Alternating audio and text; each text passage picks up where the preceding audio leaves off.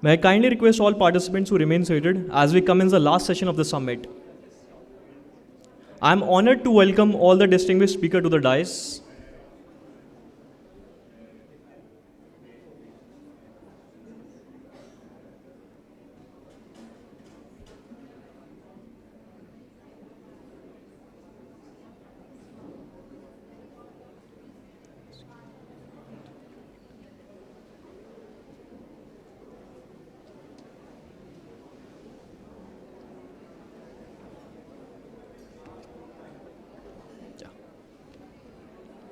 I request everyone to please be seated.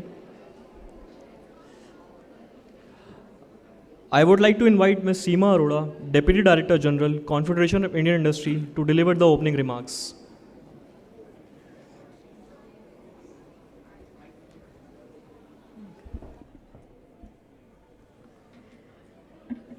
Good afternoon, ladies and gentlemen, and may I request everyone to please take their seats as we begin the last session. Thank you for your attention. I know everybody has been having a very good 2 days, meeting newer people and making newer connections, and I'm sure learning newer insights. So welcome once again to the last final session of the CII 19th Sustainability Summit. Let me begin by welcoming Mr. Shombi Sharp. Thank you very much, Mr. Sharp, for being with us for this important valedictory session, which is the culmination of the CII Sustainability Summit, the 19th edition. As we had begun yesterday morning, I had mentioned that we have, 14 panel sessions, 2 special plenaries, which were high level. And over the 2 days, we had almost 450 people participating in all these, panel sessions and plenaries. So it has seen a lot of interest. It has seen a lot of dialogue, debate, deliberations. Before I request Mr. Sharp to address us, and I think it's very, very opportune that he's here with us because next week is the United Nations Assembly, where also there will be, the assessment of the SDGs. And I know that UNDP has been, playing a stellar role. And I'm sure that some of the things that we discussed here today and yesterday, which I will try and summarize, which is very hard, would also resonate with him and what he would probably also wish to take back with him. Obviously, one of the key insights, it's always been multiple insights come, and it's not new, but the theme of this year's summit is driving change for a sustainability conscious world. And I think one of the things that came through very clearly, one of the messages is that it's really important to drive a sustainability culture if we have to make sustainability a true movement in any sense. And I think that resonated a lot because of the theme that we also had put in.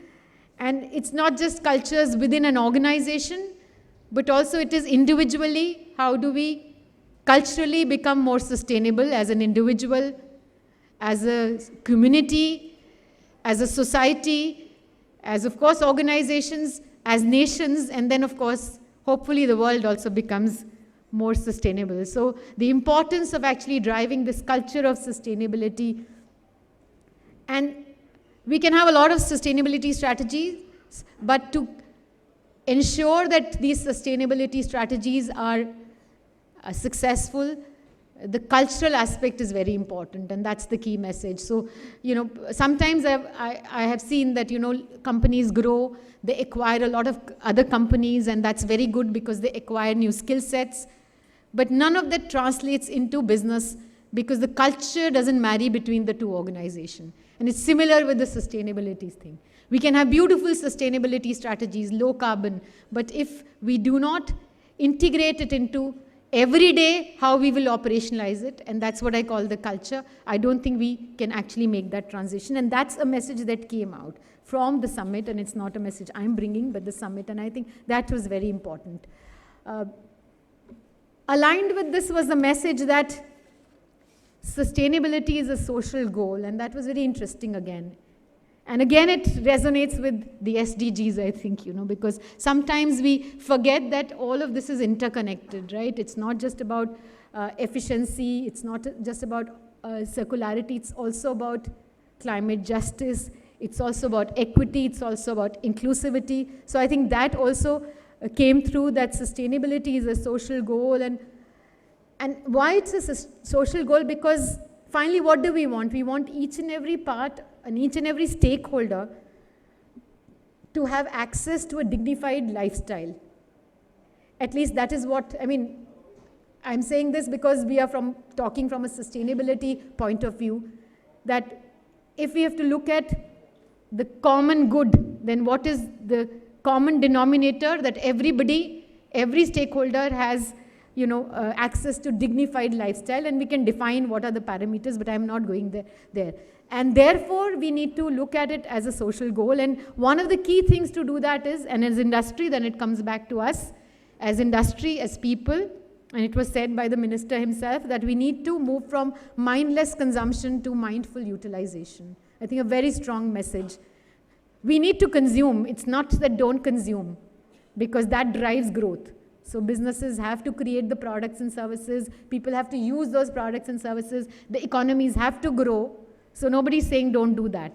But instead of doing that mindlessly, instead of doing mindless consumption, let's do mindful utilization. And do this through creating circular business models, efficient business models, and that will ensure what we want, that is to have sustainable, economic, and equitable growth. And this is why, again, sustainability is a social goal, because we will be doing all of this to ensure everybody has access to dignified lifestyle. So mindful utilization, not mindless consumption was one of the messages. Now, CII always, okay, one more thing that struck, that I wanted to bring to everybody's attention, and then I'll come to some of the things, okay, two more things. So I think we all know that, different parts or different types of industry sectors have different needs, right? And service sector, manufacturing sector, SMEs, large companies. And therefore, all our, initiatives, all our regulations, all our global, policy interventions or global, negotiations have to keep this principle in mind, that one size does not fit all. Because sometimes we operate from that lens, that one size fits all. If I say that end something XYZ, it will be done in a uniform manner across companies, across sectors, across geographies, but that's not going to happen. That's a reality. So how do we make sure that through forums like this, through the work that we do every day, through the people we influence every day, we bring this principle to the attention of all the stakeholders who are in that position to influence policy dialogue, to influence the creation of new metrics of measurements, right? So how do we bring this principle of materiality being very essential and not going by that one size fits all? And that will not help anybody, and least of all companies who are trying to make the transition. It makes transition even more difficult if we use that one size fits all. Because sometimes we think that will be efficient. If we do one size fits all, everybody can do it, but actually it's not efficient. It's actually counterproductive if we go back and think. So that's one thing that came out.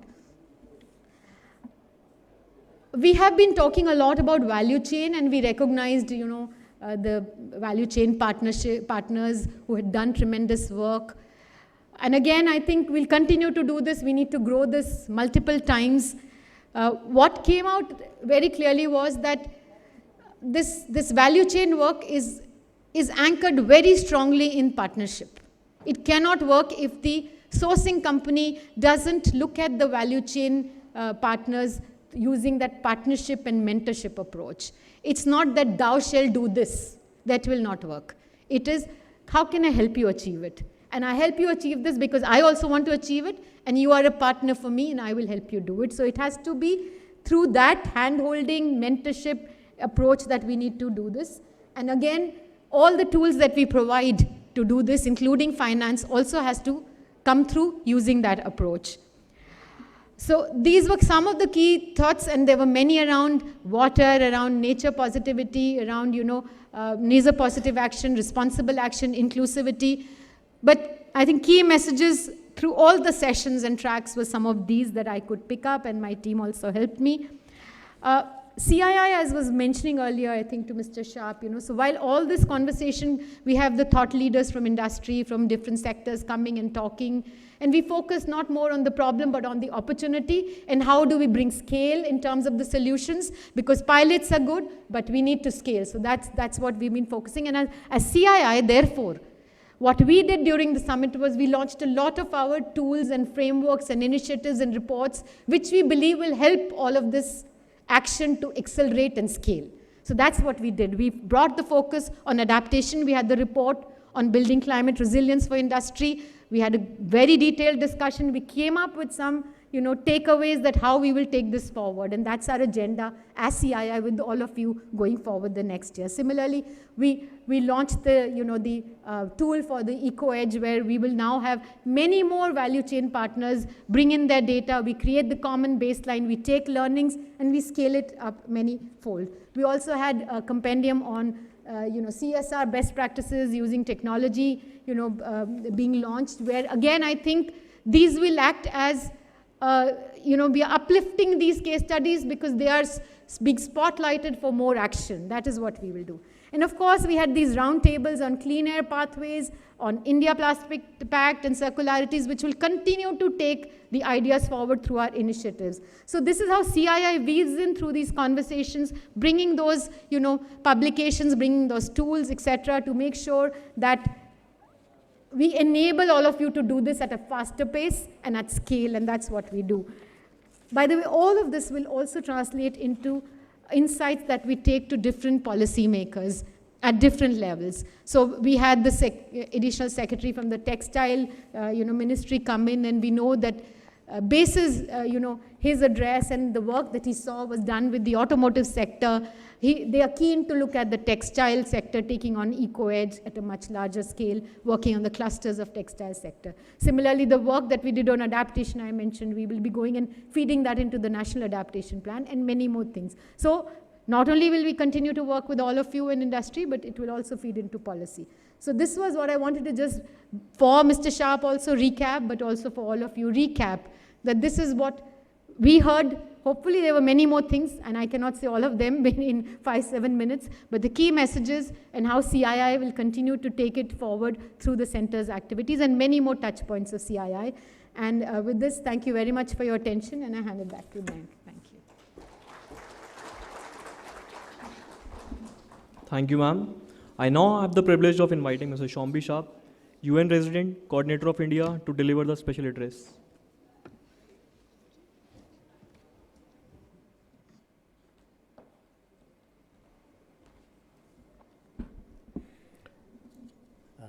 Thank you so much, Ms. Arora. Dear colleagues, on behalf of the United Nations system in India, as a representative of the Secretary General, it's a great pleasure and honor to be here. Namaste. Mujhe CII Sustainability Summit mein aakar bahut khushi hui. Very nice to see all of you here. And great to hear, and this is the 19th Sustainability Summit. So on the one hand, I would say congratulations to CII on such a sustained initiative and investment in this incredibly important topic, bringing together all of the important stakeholders that are here together in this room. At the same time, I would say, I guess it's still a teenager, so you've got one more year to pass out of teenagerdom, and I'm sure there's been incredible strides forward in these this 19 years. So looking forward already to the 20th next year.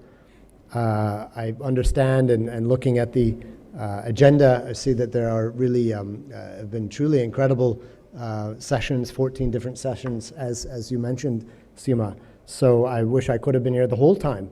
But I can tell it really has been a powerful convening, and look forward to the outcomes coming from this.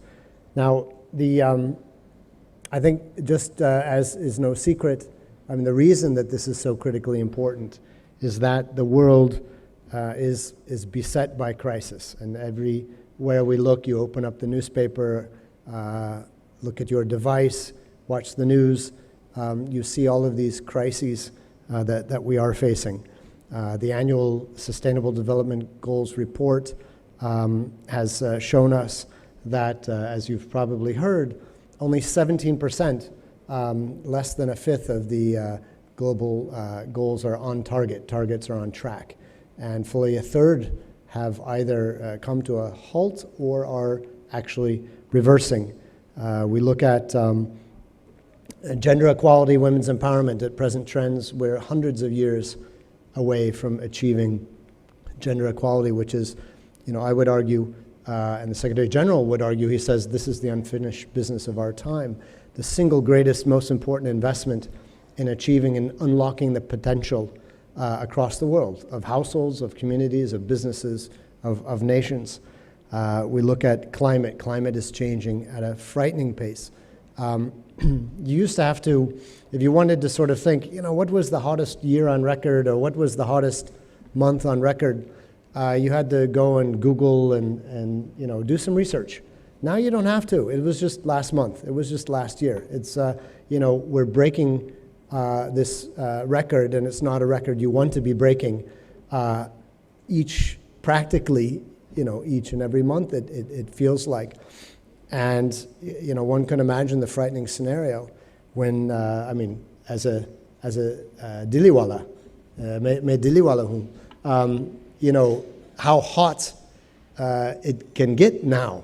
You imagine our children looking back to those good old days in 2024 when it was so, so cool, because that's the trend of things. And many, many other, the triple planetary crisis, plastics, microplastics are absolutely everywhere in our world now.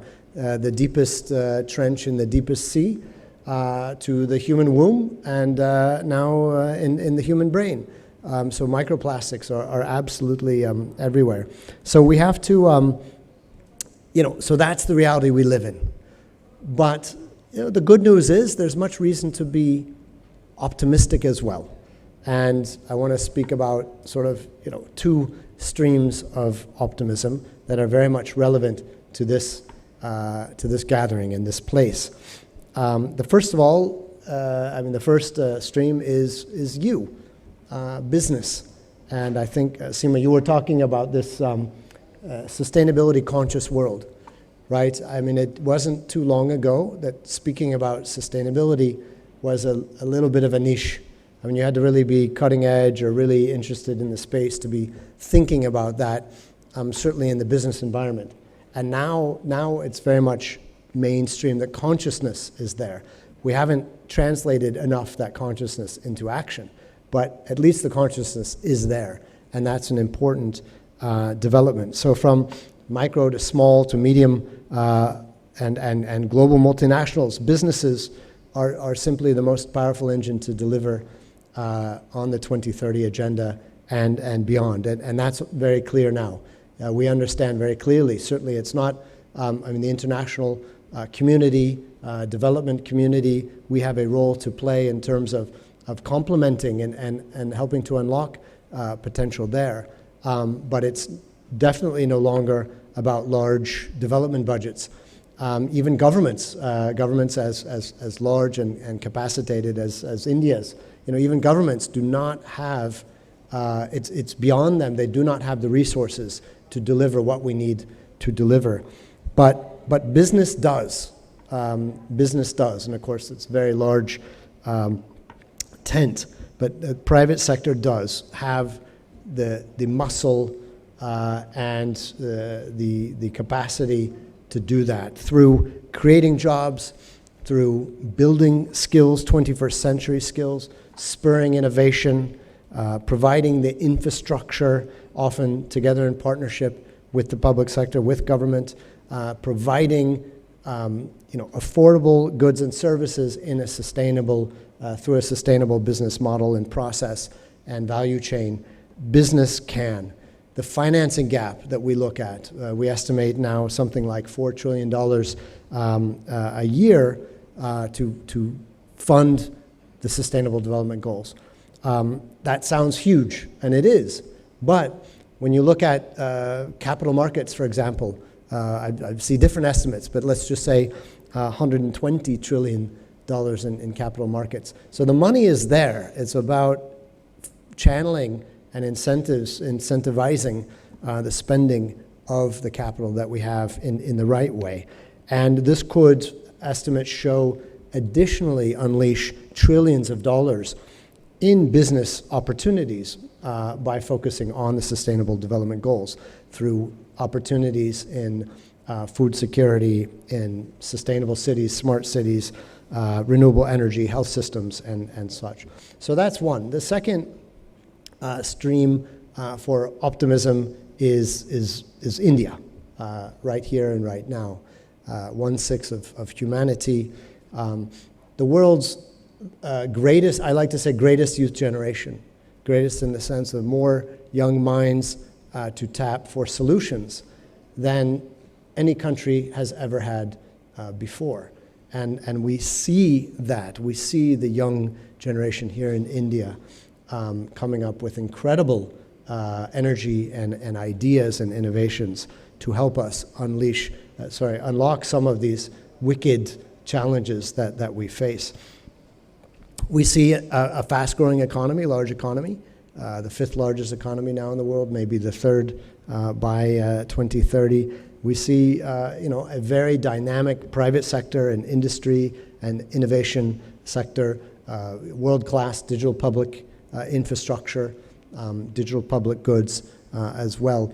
And this is so important because India, quite literally, as the Secretary General has said in his visits here, India is quite literally the country that can make the Sustainable Development Goals, the global ones, a reality. And we estimate something like a quarter, a third, in some cases even a half of global targets are here in India, can be achieved here in India. So as India moves forward, the world quite literally will also move forward. A number of truly critical programs, mission mode programs that are delivering results at a scale that moves the global needle. These Jan Andolans, for example, Jal Jeevan mission, bringing water and sanitation to millions and millions of homes. We look at what's happened in terms of financial inclusion, bankability financial inclusion with the digital public infrastructure. If I'm not mistaken, women with bank accounts in their names going from 25% to over 80-something% in the matter of just a handful of years, 5, 6, 7 years. This is truly important. The Food Security Act as well. Climate leadership. India is staked a major investment on renewable energy, the Panchamrit targets, 500 gigawatts of renewable energy capacity. We see that that's resulted in a 4-fold increase in renewables in less than a decade. Solar has increased 11 times in just the last 5 years. If I'm not mistaken, India is now the third largest, has the third largest capacity for solar power generation in the world. And so India is also has embraced the Sustainable Development Goals as an operational framework to a much greater degree than any country that I've seen. And you see this translated. We were just having a conversation before this session about how, for example, Niti Aayog produces the India SDG Index, and we in the United Nations are proud to be a partner in that process, which provides state-level and district-level data for decision makers and stakeholders to understand where are the gaps. And so for business, for industry, this can be incredibly useful, and it is being used by industry and businesses at state levels and beyond in terms of understanding where to invest your resources. The Government of India's Companies Act has been groundbreaking in terms of really unleashing CSR spending, which has grown 13% and more over the last few years. Social sector spending as standing at approximately almost $300 billion in 2023. So this is really truly important. And then in the course of this summit, we've heard from so many of you how, of course, CSR is very, very important. ESG is very, very important. But it's about really integrating sustainability into your core business model and your core value chains. And how can India be a leader in transitioning to low carbon solutions? The G20 Sherpa Amitabh Kant, we had an excellent time partnering with India on the G20 presidency. It was talking about how can India really leapfrog and kind of really, since so much of India's industrialization, urbanization is still ahead, do that in an increasingly low carbon pathway on the basis of ESG frameworks, on innovation and digital innovation and sustainability, and others as well. I believe the Minister Hardip Puri, when he was in the urban affairs mode in previous government, was saying that India is adding 2/3 of India's cities are not yet built. I mean, this is hard to wrap your head around. We look at Delhi and Mumbai and Kolkata and all the urbanization in India, and we understand that 2/3 is still to be added. A new Chicago every year or two, something like that, in terms of the built environment. So the opportunities to do that in a smart, sustainable, inclusive way are absolutely enormous, and that has absolutely enormous implications for the world. I know Minister Yadav was here yesterday launching the book on climate resilience for India, which also shows the importance of India's leadership in terms of adaptation as well as mitigation and climate justice, and really shining a light on the fact that the high-income world, the developed world, has not lived up to its promises and its obligation to provide financing and technology for the global south, for the developing world, to make that transition to renewable energy-based development and to build resilience that is so necessary for that. So that's where we see India's leadership at the international stage so important. The G20 presidency I mentioned, other forum, as a voice for the global south. You look at investments in multilateral initiatives like the Coalition for Disaster Resilient Infrastructure, CDRI, to help countries quickly, rapidly put in that infrastructure they need to save lives and to build prosperity in this unfortunately climate-affected world that's not the future, it's the now. Or International Solar Alliance, India's put forward there to help countries get the investment needed, because we all know that renewable energy is now actually economically more profitable than carbon-based. But the challenge is, of course, it's a bit more cost upfront investment. So you need those financing solutions, and we need reform of international financial architecture. And India here, the Singh Summers report that India put forward aligns very well with what the Secretary General has called for, $500 billion a year, this SDG sort of rescue, as well as reforming the banks, multilateral development banks, so that they can unlock trillions of dollars and crowd in many trillions more of private sector investment. So I think, we are at this crossroads, and we recognize that business, the United Nations, we recognize that business is absolutely not just a partner, but the hope, the solution. We will not get where we need to go without business in the lead, actually. And that's why we in the country team here, the UN in India country team, value so much partnering with you across a full gamut of sectors and initiatives. Just a few examples. We're working with Arilan and Lakme Fashion Week on a circular design challenge, which is kind of a fun and exciting way to incentivize designers to introduce new designs that are sustainable, circular, socially inclusive as well. And we're extending this partnership to the textile sector, also the Manufacturing Association and beyond. That's the big heavy hitters. the International Labor Organization is working with Inditex to promote decent work in the cotton supply chain. We have the Green Rising Alliance, which is our YUVA. It's the Generation Unlimited, the youth initiative managed by UNICEF, teaming up with Capgemini, with Renew Power, and SIF to engage 50 million young people here in India to help them acquire the tools needed to be stewards of the planet. UNDP is working with Hindustan Unilever on inclusive circular economic solutions, especially in terms of plastic segregation, recycling, and that chain. We've Omidyar Network, we're partnering with them to do first of its kind research on disability inclusion so that we have real evidence-based approaches to ensuring disability inclusion in cities and elsewhere. And then finally, of course, and there are many, many, many more examples, but the UN Global Compact remains the world's largest corporate sustainability initiative. Over 12,000 companies worldwide are members across 160 countries. I'm sure many of you here in this room are members of that as well.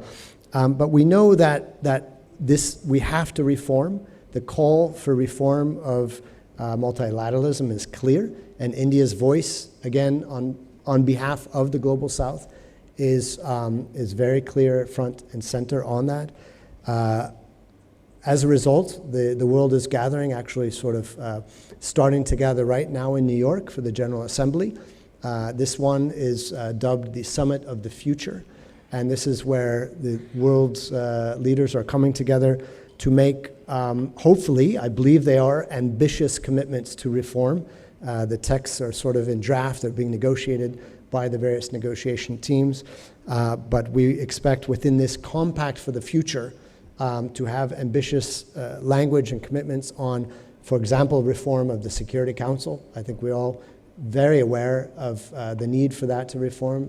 There is no greater proponent for the reform of Security Council to make it more inclusive and reflective of the world we have today than the Secretary General. But it is the member states who decide. It is not the staff of the UN, not even the Secretary General. They don't have authority there. It's the member states to do that. New Agenda for Peace, looking at different ways to ensure peace solutions. Here I would mention again, India has been the greatest contributor of peacekeeping troops, men and women in uniform since the very, very beginning, playing a hugely important role there. And I would just mention the Global Digital Compact. Of course, as we know, AI and so many things are evolving faster than we can keep track of. These can be the tools to unleash prosperity for all of us, but they can also be used for bad. So we're focused on this compact led by Ambassador Amandeep Singh Gill, who's a good colleague, Indian colleague in New York, who's the Secretary General's tech envoy, leading this process as well. So watch that space closely. Let's see what comes out of this Summit of the Future. And the idea is reforms to turbo boost us for these last few years to 2030 and beyond. And of course, here in India, we're focused not just on 2030, but 2047, Viksit Bharat, and other longer-term goals. But these are really two, stepping stones in the same path as we see it. So, to conclude, again, no more important issue, no more important audience, and no more important time and place than to be talking about business, industry, and sustainability here in India. And as I like to say, one of my favorite Hindi phrases, and it actually truly is the case. I grew up with think globally, act locally, that slogan, right? But the amazing thing is here in India, you think globally, act locally, the scale is such that you deliver globally. So SDGs दुनिया में मुमकिन होंगी क्योंकि India में मुमकिन होंगी.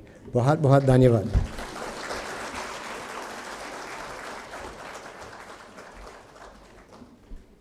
Thank you, sir, for your insights.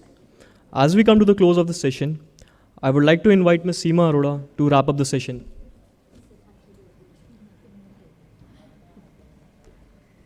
Thank you. I'm not going to inflict any more speeches, but just want to thank all of you for, and especially Mr. Shambi Sharp for very, very useful insights, and completely echo some of the points that he made. You know, India is the laboratory for the world. So if you solve it in India, you solve it for the world. That's what it is. And I also firmly believe that private action leads public policy. And that is where I think business, as you said, is the place where you will find the solutions, you scale them, and then you also have policymakers and regulators saying how you scale them. So I completely echo. So I think this is something that we will follow up with you, Mr. Sharp, and see how we can develop many more such ideas together for solutions for the world. I also want to just take this opportunity finally to announce the launch of a new initiative of the CII-ITC Center. It's called Quorum by CEST. So while we have the Sustainability Summit once every year, the Quorum by CEST, a global dialogues and symposium forum on sustainable development, is what will be virtually available for you. And we will bring through this virtual engagement forum a dialogue with global leaders so that we continue to drive this sustainability conscious world that we started today. And we want you to join this quorum. You will have a QR code on your tables, and please scan that QR code and enter all your details to be a part of this forum. And this is hosted on CII's, the centers in knowledge management and outreach platform called Engage, which you can see. So welcome to the quorum, and also look forward to seeing you all at the 20th Sustainability Summit next year. Thank you very much for the time you spend with us. Thank you.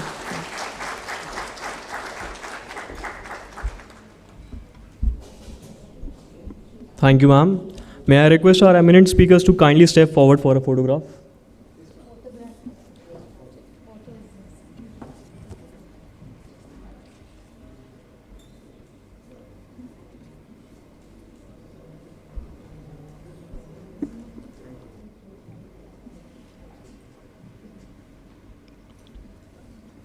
Ladies and gentlemen, with this, we officially conclude the 19th Sustainability Summit.